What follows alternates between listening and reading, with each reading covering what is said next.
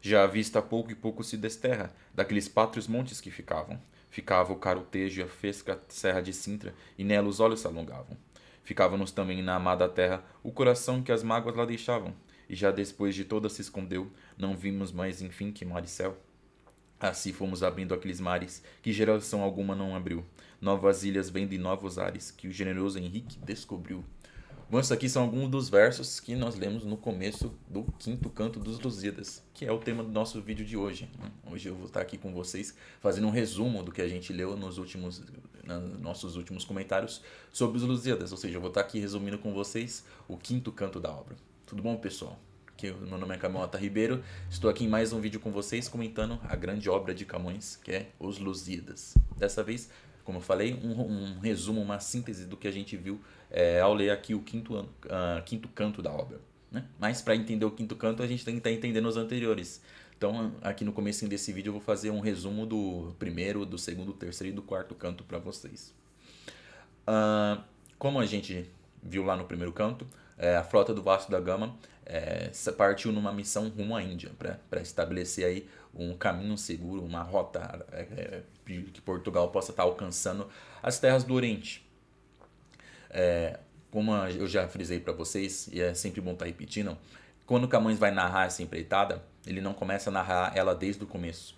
Ele não fala que Vasco da Gama saiu de Lisboa e foi navegando pelos mares, contornando a África até chegar no Oceano Índico e por ventura chegar na Índia. Não. Na verdade, a gente vê ele narrando isso só aqui no quinto canto. O começo do quinto canto é isso, é o começo da viagem. O primeiro canto ele já começa a narrar, ele começa a contar essa história pra gente quando os marinheiros portugueses já estão navegando na costa africana oriental, ou seja, estão ali no Oceano Índico, propriamente dito. Mais próximo ali entre o norte de Madagascar e o norte de Moçambique, né? A Moçambique de hoje em dia, de atualmente. Então, se vocês derem uma olhadinha aí no mapa de vocês, no mapa mundi, vocês vão estar observando ali que entre o norte de Madagascar e o norte de Moçambique existem algumas ilhas ali. É mais ou menos naquela região que Vasco da Gama e seus marinheiros estão quando o Camões começa a narrar os Lusíadas. E a partir daí, no primeiro canto, a gente vê o Concílio dos Deuses, onde o deus Baco deseja destruir os portugueses e ele não vai medir esforços para tentar matar eles, para sabotar essa empreitada e evitar que Vasco da Gama e seus marinheiros alcancem a Índia. Enquanto pelo outro lado, os portugueses têm o apoio da deusa Vênus, né? A deusa do amor gosta de um carinho muito grande pelo povo de Portugal e decide apoiar Vasco da Gama e seus marinheiros nessa empreitada. Então nós vemos aí o antagonismo desses dois deuses, né? A gente vai ver ao longo do primeiro, do segundo e mais pra frente, a partir aqui do sexto canto, a Baco tentando destruir os portugueses, enquanto a deusa Vênus tenta salvar eles dessas armadilhas. Então é importante a gente lembrar disso, esse antagonismo aí, essas duas divindades agindo ali para interferir na empreitada portuguesa rumo à Índia. Mas os portugueses passam por Moçambique e por Mombasa e eles acabam sendo manipulados e quase caindo numa armadilha mortal. Como eu disse, né, o deus Baco quer destruir os portugueses, então ele se aproveita que os africanos dessa região são majoritariamente muçulmanos. Os únicos não são, quando não são muçulmanos, são africanos nativos, geralmente, que não falam nem sequer o árabe. Mas os africanos muçulmanos não gostam dos cristãos dos portugueses por eles serem cristãos. Então Baco se aproveita disso e manipula eles, voltando eles contra os portugueses. Né? Eles vai propor algumas armadilhas para matar os portugueses. Que só não caem numa armadilha mortal no reino de Mombasa, porque eles são salvos pela deusa Vênus. Né? Eu disse, a deusa Vênus é favorável à empreitada dos portugueses, então ela protege os portugueses e salva eles dessa armadilha. Não só isso, né? Nesse momento a gente já está aqui no segundo canto. O primeiro canto é a introdução da obra que Camões faz, a dedicatória ao rei Dom Sebastião. Depois é o Concílio dos Deuses e a passagem dos portugueses ali por Moçambique, o encontro e as armadilhas que o Baco prepara para enganar os portugueses. Mas no segundo canto, depois que Vênus já salvou os marinheiros portugueses dessa armadilha ali em Mombasa, ela vai até o Olimpo, né? Mais precisamente vai até o deus Júpiter, que é o rei dos deuses, e com um discurso muito dramático e até choroso, ela consegue manipular ele para fazer com que ele ajude os portugueses. Então, ela que é a deusa favorável aos portugueses, convence o deus Júpiter a ajudar os portugueses. Ele até, para acalmar ele fala sobre o futuro.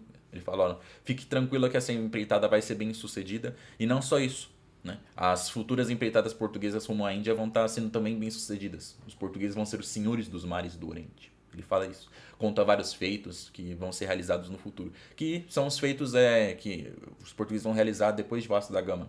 Camões, é importante, eu sempre falo isso para vocês em quase todo vídeo. Apesar do evento central cantado aqui nos Lusíadas ser empreitado do Vasco da Gama, a gente tem que lembrar que a obra não fala só disso. A obra, aqui Camões nessa obra está cantando os grandes feitos do povo de Portugal, os grandes feitos do povo lusitano. Não é só os grandes feitos da empreitada do Vasco, da primeira empreitada do Vasco da Gama. Eu falo primeiro porque ele realizou outras depois dessa. Se não me engano, ele realizou 3 no total, mas ele realizou outras. Não, os Lusíadas não falam só isso. É os grandes feitos do povo de Portugal. Então, são os feitos realizados antes de Vasco da Gama e os feitos realizados depois. Camões publica os Lusíadas em 1572. Então, são várias décadas depois da empreitada portuguesa. Eu vou falar isso na hora que eu começar a resumir aqui os Lusíadas, o quinto canto, eu vou estar lembrando isso, mas Vasco da Gama, essa empreitada começa no final do 1497, ou seja, Camões publica isso, os Lusíadas várias décadas depois. Então, aconteceu muita coisa. Os portugueses realmente foram bem sucedidos nessas empreitadas marítimas, como a gente bem sabe. Então, ele louva esses feitos posteriores também. Então é isso que eu sempre falo isso pra vocês, a gente não pode se esquecer disso. Porque na escola a gente fica sempre frisando, não, os Lusíadas é a viagem do Vasco da Gama, quando não é só isso, não é só isso. Então, a gente está falando aqui sobre a ajuda de Júpiter, né? Então Vênus manipula Júpiter e Júpiter vai e ajuda os portugueses. Júpiter vai e manda o deus Mercúrio não só avisar Vasco da Gama que ele deve deixar Mombaça, porque até esse momento ele e os portugueses ali estavam sendo manipulados pelos muçulmanos de Moçambique e de Mombaça, né? Mais precisamente naquele momento os muçulmanos de Mombaça. Mas ele também prepara um local que vai ser muito importante, que é o reino de Melinde. Ele vai até esse reino, que é um reino muçulmano também, mas ele espalha o bom nome dos portugueses ali. Em Moçambique e Mombaça, os portugueses são odiados por serem cristãos. Aqui em Melinde eles vão ser amados, vão ser louvados pelos seus grandes feitos. Então ele vai, né? O deus Mercúrio, que é o deus mensageiro, para quem não sabe. A gente vê aí na literatura, que sempre tem a literatura greco-romana, quando o deus Mercúrio ele tem algum tipo de ação, algum tipo de missão, objetivo, é sempre essa coisa de transmitir uma mensagem ou ajudar alguém a realizar alguma viagem, mais precisamente, né? É o deus mensageiro. Então ele vai até Melinde, que é esse reino muçulmano, junto com a deusa Fama, que é a divindade que representa a fama, o conhecimento, as glórias. Então ele e a Fama ficam ali espalhando o bom nome dos portugueses e fazem com que o povo dali, e principalmente o monarca dali, goste dos portugueses. Então eles ficam ali felizes ao saberem dos portugueses e ao saber que os portugueses logo vão estar chegando ali e que eles devem receber eles amigavelmente. E é isso que acontece. Vasco da Gama sai ali de Mombaça e continua navegando ao norte, ali na costa africana oriental. Melinde fica mais ao norte ali de Mombaça. E eles são bem recebidos ali de uma forma muito amigável, são recebidos com festa. E a partir dali existe o encontro do rei de Melinde com o Vasco da Gama, onde o rei de Melinde, por estar muito empolgado ao saber dos grandes feitos dos portugueses, ele pede para que Vasco da Gama conte toda a história de Portugal. Isso já é o final do segundo canto. Ele pede para que Vasco da Gama fale sobre o território português, onde fica, descrever o território português, sobre os antepassados dos portugueses, né, os lusitanos, fale sobre o contexto que surgiu o reino de Portugal, as guerras que os reis de Portugal travaram, principalmente as guerras que eles travaram contra os muçulmanos. E depois disso, ou seja, depois de contar a história de Portugal, o rei de Melinde também pede para que Vasco da Gama fale sobre a sua viagem. Ou seja, ele descreva por onde ele passou, o que ele viu, desde que ele saiu de Lisboa até chegar no reino de Melinde. Imagine aqui que, né, todo mundo deve ter uma ideia aí do mapa mundi, né? Sai ali de Lisboa e vai navegando rumo ao sul, contorna a costa africana e agora navega ao norte até chegar nesse reino. Então, foram vários meses nisso, né? Ele saiu ali de julho de 97, ele já chega, como o Camões coloca, ele chega na primavera ali em abril. Na época da Páscoa ele chega ali em Melinde. Então, muitos meses se passaram. Então, o rei de Melinde pede isso. Me conte a história de Portugal e depois me conte sobre a sua viagem. O que você viu, né? Ao navegar de tão longe, ao fazer esse grande feito que é essa empreitada marítima. E aí começa o terceiro canto, onde o Vasco de Camões, por meio do Vasco da Gama, vai estar contando a história de Portugal.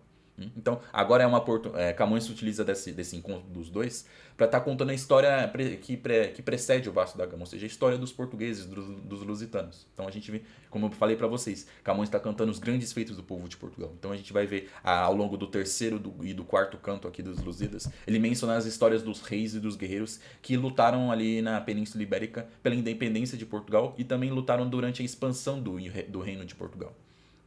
Então, quando o terceiro canto começa com o Vasco da Gama contando a história, sendo que antes dos primeiros versos ele está, na verdade, descrevendo o território europeu. Né? Ele fala que a terra dele fica nesse continente, ele fala sobre a fronteira que faz com a Ásia, ele fala sobre que a Europa é cercada pelo Oceano Atlântico e pelo Mediterrâneo, descreve as várias regiões, até chegar ali na Península Ibérica e falar que ali é uma região que a deusa da fortuna, né, que é a deusa da sorte, ela faz aquilo ali, sempre tá acontecendo alguma coisa, né? Os povos ali são afortunados, os povos cristãos. E ele começa a falar sobre as guerras dos cristãos. Os eventos que levam ao surgimento do Reino de Portugal durante a época da Reconquista. Se eu não me engano, foi lá por volta do século VIII, depois de Cristo, que os muçulmanos invadiram ali a Península Ibérica pelo sul, né? Obviamente, eles vieram da África e entraram ali pelo Estreito de Gibraltar, né, que é as Colunas de Hércules, e foram dominando aquela região toda. E dominaram ali por aqueles reinos ali, aqueles territórios por vários séculos. Aqui, né, nessa época que o Vasco da Gama vai começar a cantar, que começam a acontecer a época da Reconquista, que é por volta do século X, décimo século, décimo e do primeiro, que vão sendo travados várias batalhas contra os cristãos, e ali surgiu o Condado de Portugal, que depois vira Reino de Portugal, e aí o Vasco da Gama começa a contar as sucessões dos reis portugueses que foram batalhando contra os muçulmanos e também contra os espanhóis cristãos. A gente tem que lembrar que, apesar de serem cristãos, os reis, os guerreiros sempre foram muito ambiciosos, mesmo sendo cristãos. Então, eles se aproveitavam às vezes para atacar um outro reino cristão que estivesse vulnerável ou que eles julgassem que devesse ser conquistado, né? Então, existiu isso. Então, a gente vai ver na história de Portugal que o Vasco da Gama conta pra gente, Camões por meio de Vasco da Gama conta, que o Portugal também lutava para se manter independente dos reinos cristãos vizinhos. E às vezes até tentava conquistar eles.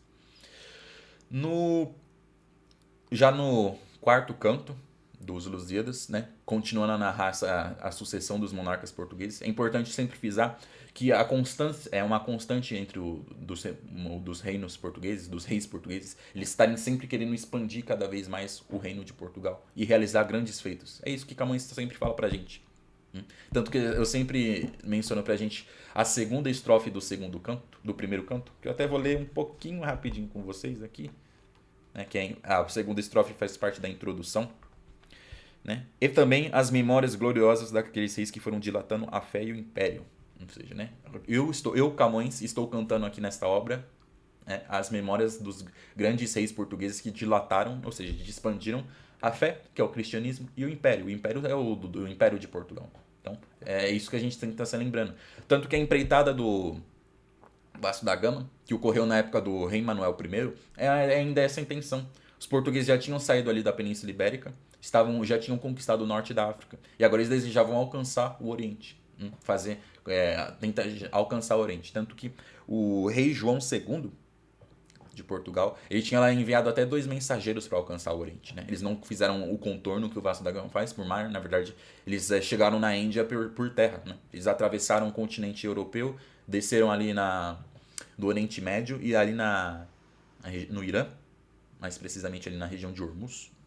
E eles desembarcaram e foram navegando até a Índia. Então, os portugueses já tinham alcançado ali, só que por terra.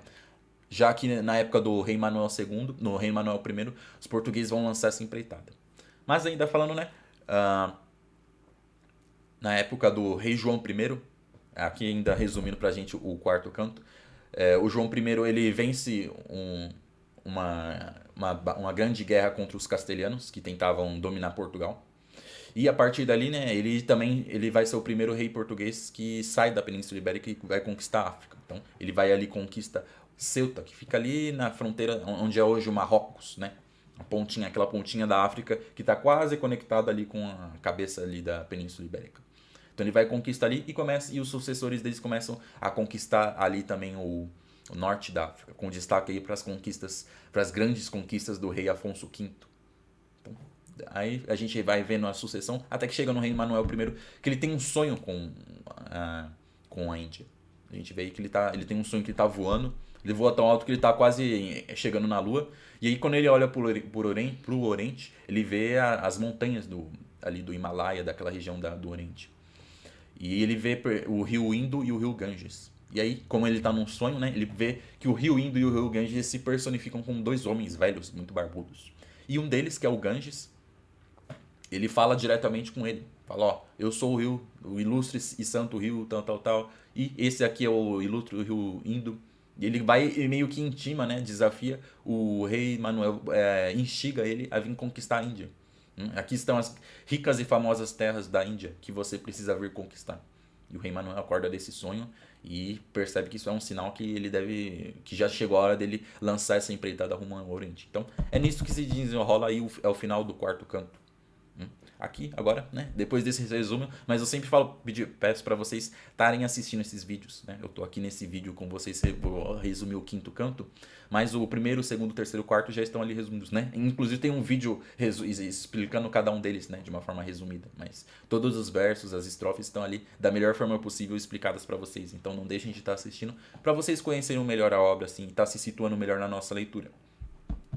Então, o quinto canto é o momento da partida dos portugueses. Né? Lembrando, esse momento aqui dos Lusíadas, que começa que vai do terceiro canto ao quinto, ao final do quinto, é o momento que Vasco da Gama está contando a história de Portugal e a história da sua viagem para o rei de Melinde.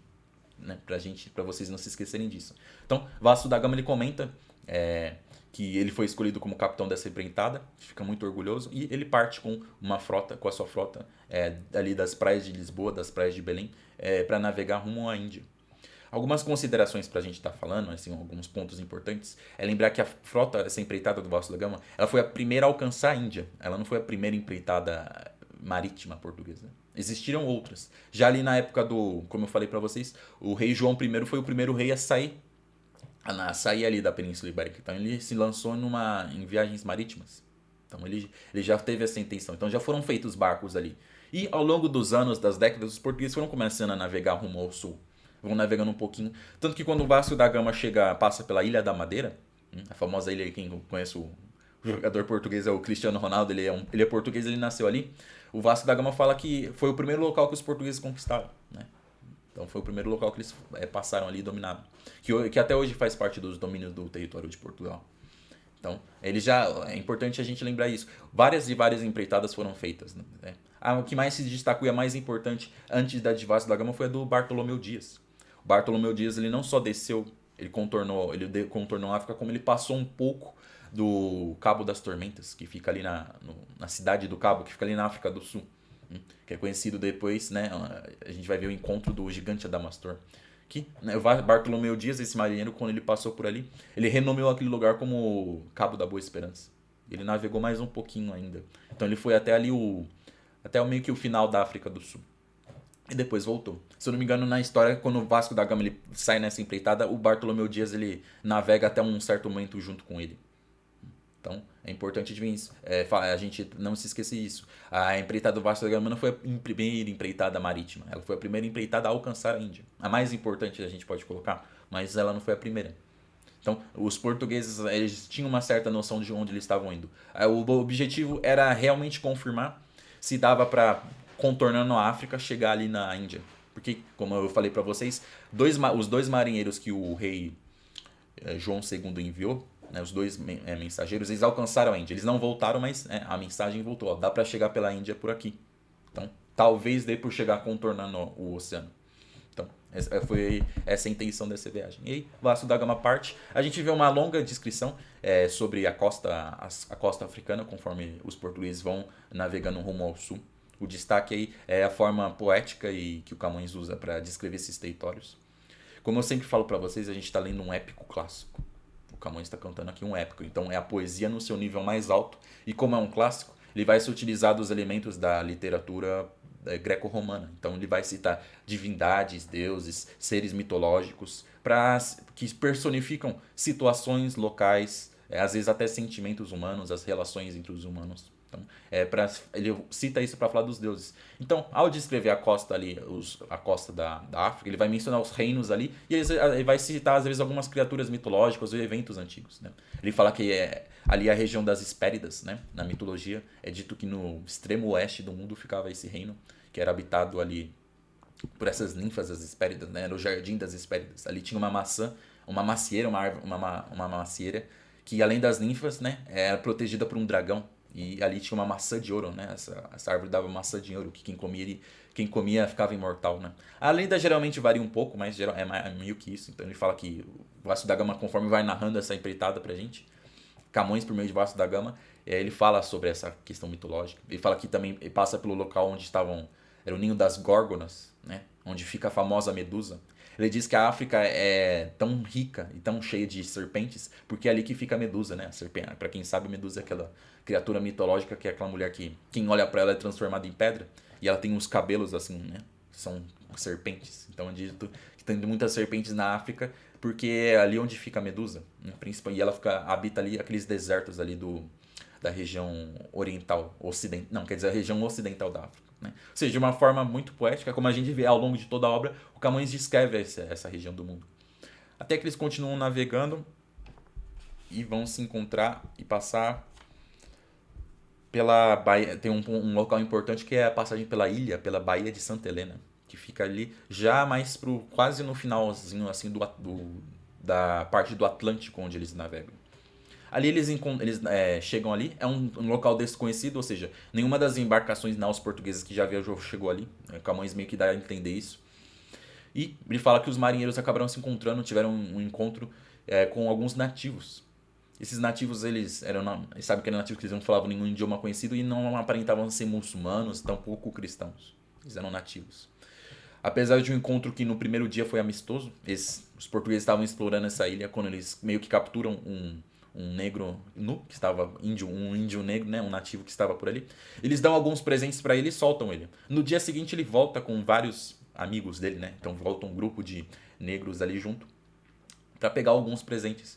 Um dos marinheiros, que se eu não me engano chama-se Veloso, ele volta com eles. Ele acompanha eles sozinho, né? Ele muito corajoso, destemido e um tanto inconsequente. Ele decide voltar sozinho com aqueles para ir acompanhar aqueles nativos para ver onde eles ficavam.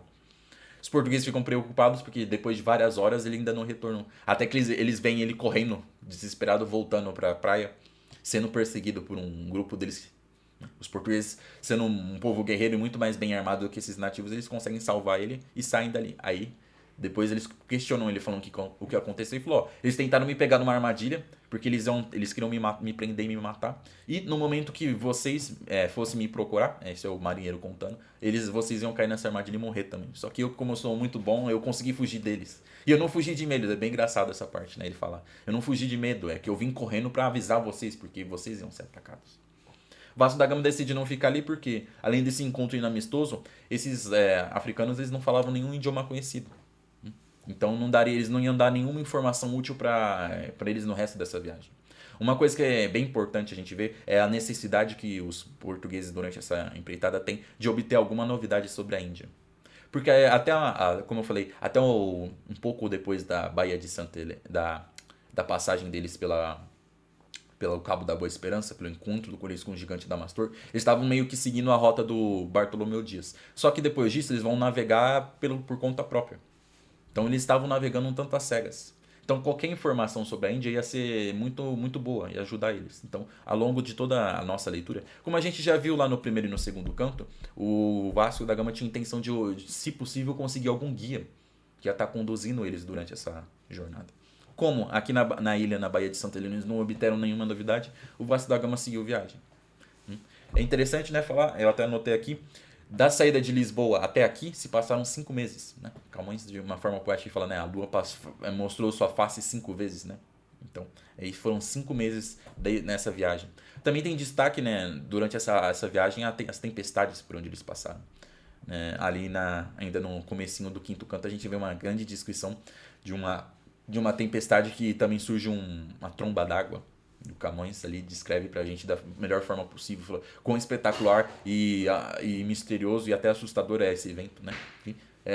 Que até então era só história de pescador, né? Um tornado, uma coluna de ar que desce das nuvens, encosta na água do mar e vai sugando toda a água. Ele até compara, né? Ele faz uma comparação poética, como se fosse uma sanguessuga que vai se alimentando de um parasitando alguém. Então eles veem isso, esses grandes eventos. Vê também uma tempestade elétrica que sai dos naus. É o fogo de Santo Antelmo, se não me engano. Mas, então, 5 dias após saírem ali da Baía de Santa Helena, ou seja, a frota do português finalmente chega no Cabo das Tormentas, no Cabo da Boa Esperança, e vai se encontrar com o gigante Adamastor. O Camões começa a narrar pra gente, por meio do Vasco da Gama, lembrando, é Vasco da Gama que está contando toda essa história. Ele contou a história de Portugal e agora está contando a história da viagem dele. Ele conta que quando eles vão chegando ali, eles começam a ser recebidos por uma grande tempestade, uma nuvem negra. E no meio da nuvem negra começa a surgir uma criatura da água, assim. Não que ela estivesse levantada, mas como se ela estivesse presa ali propriamente. Uma criatura humanoide, que era tão grande que ele fala, esse ser era tão grande, esse ser de rocha, que ele poderia ser considerado o segundo gigante, o segundo colosso de Rhodes. Quem não sabe, o colosso de Rhodes foi uma estátua que existia ali em Rhodes, na Grécia, que ela ficava bem que na entrada da cidade, que é uma ilha, e ela tinha 30 metros. Então, imagine aí os portugueses entrando numa tempestade, num local que eles mal conhecem, e de repente surge um ser que Camões aqui, né? Ele personifica, é o gigante Adamastor. Camões explica pra gente, ele tá personificando os rochedos, aquela região tempestuosa e perigosa, como um colosso. Ali ele começa a falar, então, pra assustar ainda mais os portugueses, essa criatura começa a falar. Antes de se apresentar, ele meio que amaldiçoa os portugueses, né? Ele se mostra insultado por eles estarem atravessando ali os domínios dele. E ele não só diz isso, né? Ele diz que não é a primeira vez, ele menciona o Bartolomeu Dias. Ele falou, tenho o desejo de me vingar daquele que me venceu pela primeira vez. E aí ele meio que amaldiçoa os portugueses. Ele fala, as próximas embarcações, frotas que vocês passarem aqui, sempre vão estar sofrendo algum tipo de perda. E ele diz que durante os próximos anos, pelo menos uma embarcação vai naufragar aqui. Ou seja, né, a gente bem sabe que depois do Vasco da Gama, como eu falei para vocês, ao longo de várias décadas os portugueses foram se lançando em empreitadas marítimas como ao Oriente. O gigante Adamastor diz que uma vez por ano uma nau vai naufragar ali. Né? É a vingança que ele coloca. Né? Ele faz essa previsão ruim. Ele fala que eu vou estar destruindo uma dessas. Então ele se apresenta. Né? Vasco da Gama pergunta, quem é você? Que tem esse aspecto tão maravilhoso e assustador. E ele fala, meu nome é Adamastor. Eu já fui conhecido como Adamastor, mas hoje vocês me conhecem como o Cabo das Tormentas. E ele vai conta o que aconteceu com ele, né? Como é que ele foi parar ali. Ele diz que ele era um dos titãs, um dos gigantes que habitavam o mundo antigamente, né? E um dos filhos da deusa Gaia, da deusa Terra. E que ele participou da guerra que os titãs travaram contra os deuses. E como é bem conhecido, ele por participar ao lado dos titãs, dos gigantes, ele perdeu essa guerra, né? Os deuses venceram essa guerra.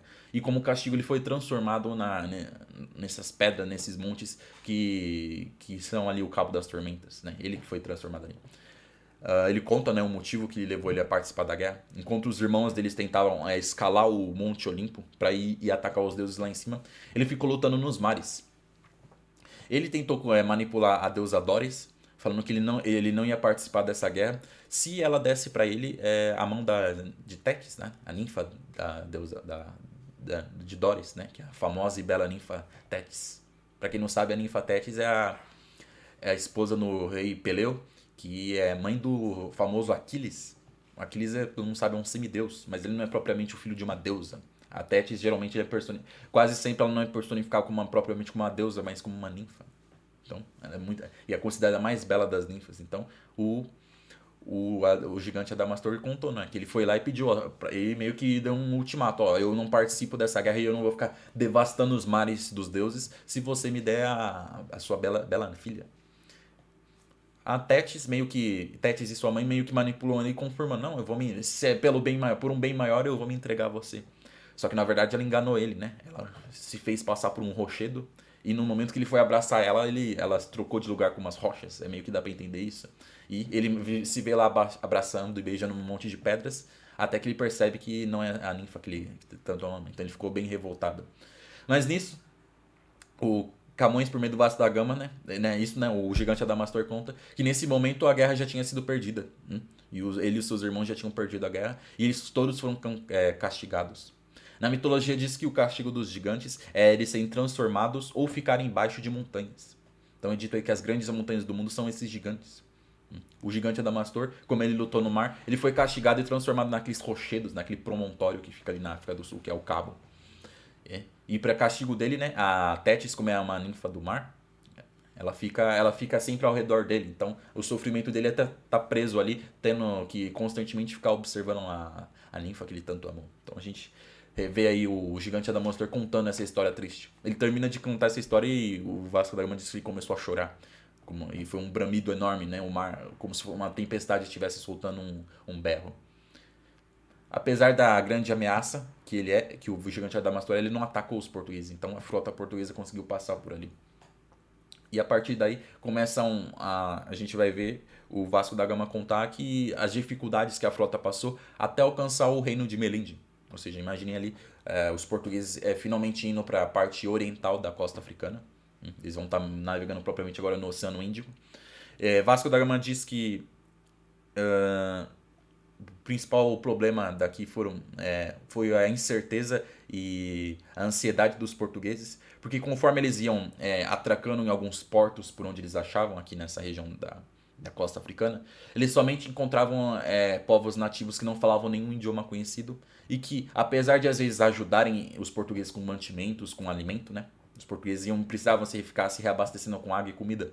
Apesar de quase sempre ter esse tipo de ajuda, eles não obtinham nenhuma informação sobre a Índia. Então eles ficavam muito angustiados e sofrendo. Se não bastasse isso, eles começaram a ficar doentes, né? O alimento que eles comiam estava já contaminado e às vezes eles recebiam um alimento um pouco contaminado. Então é destacado aí o caso de escorbuto que eles tiveram, né? A famosa doença dos marinheiros. Quem ainda não lembra muito bem das aulas de história, das aulas de biologia, escorbuto é uma doença que surge por causa de uma grande deficiência de vitamina D. Então, os dentes da boca começam a cair e a pele e a gengiva ela começa às vezes a ficar a inchar e às vezes até apodrecer. Então, eles acabavam pegando uma infecção e morriam de febre, às vezes morriam pela própria infecção. Então, o Vasco da Gama comenta que o sofrimento dos portugueses, além de não conseguirem encontrar nenhuma novidade sobre as terras que eles tanto buscam, eles ainda sofriam com doença no mar. E foi isso acontecendo até que eles chegam no reino de Melinde. Né? Nesse finalzinho do quinto canto, o Vasco da Gama meio que resume essa parte. Ele não conta o que aconteceu propriamente em Moçambique, em Mombasa, ele fala durante algumas estrofes, poucas estrofes, porque a gente, lá no primeiro e no segundo canto, já viu isso. Lembrando aqui o terceiro, quarto, quinto canto é Vasco da Gama resumindo a história de Portugal e resumindo a viagem dele. Então ele só comenta ali que os portugueses foram manipulados pelos muçulmanos de Moçambique e Mombasa e só foram realmente a encontrar um local amigável e que fosse receber eles da forma que eles merecem no reino de Melinde, que é onde ele está. Então Vasco da Gama encerra a sua narração. Ele encerra salientando um ponto que é muito importante, que ele compara o feito dele até então, essa grande empreitada que ele está realizando, com as empreitadas, com os feitos marítimos que Homero e Virgílio cantam em suas obras. Homero, o grande poeta grego, ele conta em duas obras, né? Ele é famoso pela Ilíada, que conta um momento que ocorre ali durante a Guerra de Troia. Né? Ele conta ali a ira de Aquiles, né? As desavenças do semideus Aquiles que levaram contra o rei Agamenon, que é um rei grego, né? As desavenças que levaram Aquiles a se apartar da batalha. E aí, então quem já leu a Ilíada, quem sabe um dia eu trago a Ilíada para vocês. Mas principalmente a mais famosa de todas é a Odisseia, cantada pelo Homero, onde ele canta que o rei Ulisses, né, o rei de Ítaca, o rei grego Ulisses, que também participou ali do cerco de Troia, Homero conta nessa obra aí as dificuldades que ele passou ao retornar da guerra de Troia. Por causa de sua arrogância, o Ulisses desrespeita os deuses. Os deuses que ajudaram tanto os gregos a conquistar Troia, Ulisses vai lá e desrespeita eles. Aí ele acaba sendo castigado, ele acaba ficando perdido no mar. Então, na hora do momento de fazer a viagem marítima para voltar para casa, ele fica perdido. Ele fica 20 anos perdido no mar. Então, o Homero resume essa história dele pra gente. E o Virgílio, que já é um poeta, o grande poeta romano, ele conta a Eneida, que é uma história aí que é meio que a fundação, a história mitológica do fundador de Roma, que é o Enéas. O Enéas ele é um semideus que também participa da Guerra de Troia, só que ele é um troiano. Ele é um perdedor, ele perde. Então ele foge dali e vai acabar afundando ali, vai também ficar um tempo perdido no mar, até que ele chega na Itália. E ali ele vai e funda ali na região, o que vai ser, um dia vai ser Roma. Então, o Vasco da Gama compara os seus feitos, né? Camões, por meio de Vasco da Gama, está comparando o seu feito com os desses dois. Né? E meio que diminui os grandes feitos do Ulisses e do Enéas, que são cantados pelo Homero e pelo Virgílio. E fala, olha, os feitos desses dois são todos enriquecidos com fantasias, com fábulas. O meu feito de ter saído lá de Lisboa e atravessado, feito essa viagem tão longa e tão extensa, enfrentando tantas dificuldades, é muito maior. E aí se encerra aí a narração feita pelo Vasco da Gama, que ele é louvado ali pelo rei de Melinde. Então, lembrei, ele está cantando a história de Portugal e a história da viagem dele pro rei de Melinde. Então, imagine ali todo mundo na nau portuguesa, cheio de muçulmanos, que o rei de Melinde é um muçulmano e ele está acompanhado de vários nobres muçulmanos. E também os portugueses que estão ali junto, escutando o Vasco da Gama falar. Então imagine todo aquele pessoal que, quando termina de escutar essa história, fica conversando e falando, não, debatendo a história que eles escutaram. E aí se encerra, né? Se encerra o dia. Camões fala pra gente que começou a anoitecer e o rei de Melinde desceu em seus botes e saiu das naus portuguesas e voltou para os seus palácios. Né? Lembrando, a frota do Vasco da Gama está ancorada ao lado da cidade de Moçambique, não está no porto, mas está ancorada ao lado ali. E aí se encerra a narração do Vasco da Gama.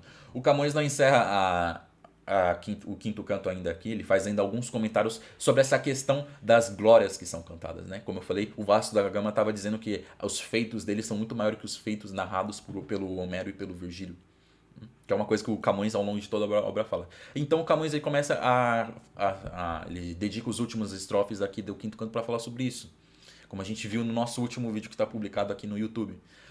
Ele começa a falar sobre a importância dessas grandes obras realizadas pelos homens, né, os grandes feitos dos homens, serem louvados e eternizados na memória. Ou seja, ele dá uma importância muito grande para as letras, para as artes.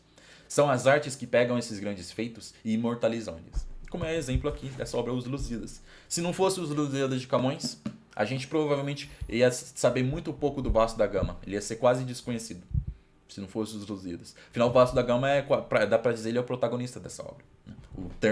Como eu falei, o evento central, mas não o assunto, né, mas o evento central da obra é a empreitada do Vasco da Gama. E ele é o protagonista dessa empreitada. Então, se não fosse o Camões, ao contar o nome dele aqui, e também falar o nome de muitos outros reis e heróis portugueses, a gente nem ia saber deles. Então, o Camões está enfatizando isso, que são as artes que imortalizam os grandes feitos dos homens. E, em cima disso, ele lamenta, né, faz um lamento que os portugueses, os monarcas portugueses, os nobres portugueses, os guerreiros portugueses, apesar de serem muito grandiosos e bem-sucedidos nos seus feitos, eles pecam nessa questão de serem ignorantes e de desprezar a arte. Camões menciona vários generais do passado que valorizaram as artes. Né? Ele fala como o Júlio César tinha apreço pelas artes, como o Alexandre o Grande, como o primeiro imperador de Roma, né? O Augusto César. Ele tinha um grande apreço pelas artes. Ele menciona um antigo general romano da República, que foi Cipião Africano. Né? Ele menciona vários personagens e fala, ó, eles, assim como eram grandes guerreiros, eles também não desprezavam, eles tinham um grande apreço pela arte. Mas isso não se vê nos portugueses. Camões meio que fala isso porque a gente vai ver que ó, na história de Camões, na história de vida dele, ele foi muito desprezado. Para quem conhece um pouco da biografia de Camões, sabe que ele passou, enquanto ele escrevia essa obra, ele viveu quase como um mendigo.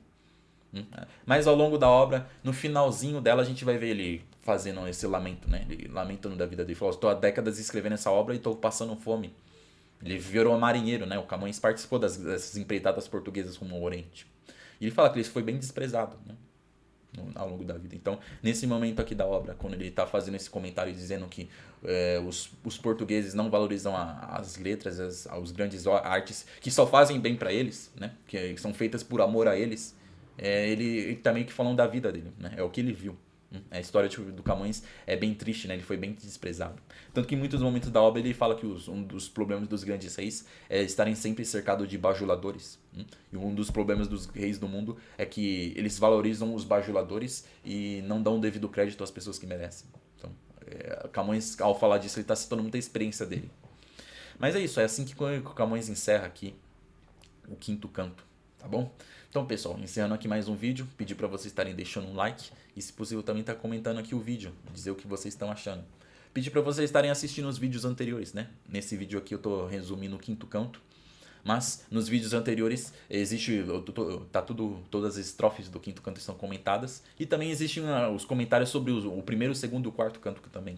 Então até esse momento aqui já meio que praticamente comentei metade dos Lusíadas com vocês. Também pedi para vocês se inscreverem aqui no canal no YouTube, para vocês estarem acompanhando os próximos vídeos. No nosso próximo vídeo eu vou estar lendo e comentando com vocês as primeiras estrofes do sexto canto, que é o momento que Camões volta a narrar a empreitada do Vasco da Gama, ou seja, ele vai sair ali do reino de Melinde e vai, com a ajuda de um guia piloto, que finalmente ele consegue, né? O rei de Melinde ele é muito bondoso, então ele não só recebeu os portugueses de uma forma amigável, deu mantimentos para eles, como também vai fornecer um guia para o Vasco da Gama. Então o Vasco da Gama vai ter um piloto para conduzir ele de uma forma mais segura até a Índia. Então a gente vai estar vendo isso nos nossos próximos vídeos, na nossa leitura. Então não se esqueçam de se inscrever para estar acompanhando. Eu vou pedir também para vocês olharem um link que está aqui na descrição do vídeo. É um link de um e-book que eu estou vendendo para vocês. É uma versão digital dos Lusíadas, toda comentada. Todas as mais de 1000 estrofes dos Lusíadas, todas comentadas por mim, por apenas R$10. Como vocês já devem ter percebido, é muito difícil ler os Lusíadas. Eu leio os Lusíadas há alguns anos e eu ainda gaguejo bastante, eu me confundo com alguns termos. Às vezes eu preciso parar e ficar pensando muito para tentar entender o que o Camões está dizendo, a que o Camões está se referindo nos versos dele. Porque afinal é a maior obra da língua portuguesa, né? E não, se não bastasse isso, né? É um épico clássico. Então, o Camões sempre vai citar, como eu falei para vocês, deuses, divindades, ele cita muitos personagens da antiguidade. Como a gente viu aqui no nosso vídeo anterior, ele cita o nome de pelo menos uns 5 ou 6 grandes generais do passado. Então, se a gente não conhece o nome desses generais, a gente fica perdido na leitura. Então, por isso que é fundamental ler esse tipo de obra, ler um épico desse, que é o épico do Arquivos Lusíadas, com algum manual, um guia. E esse é o objetivo desse e-book que eu estou disponibilizando, né? Todas as mais de 1000 estrofes explicadas ali da melhor forma possível para facilitar a nossa leitura. Custa só R$10, então tenho certeza que vocês não vão estar se arrependendo, né? Tá de graça. Então não deixem de estar conferindo. Então é isso. Meu nome é Caio Mota Ribeiro e eu agradeço a audiência de vocês. Muito obrigado. Fiquem com Deus. Um forte abraço.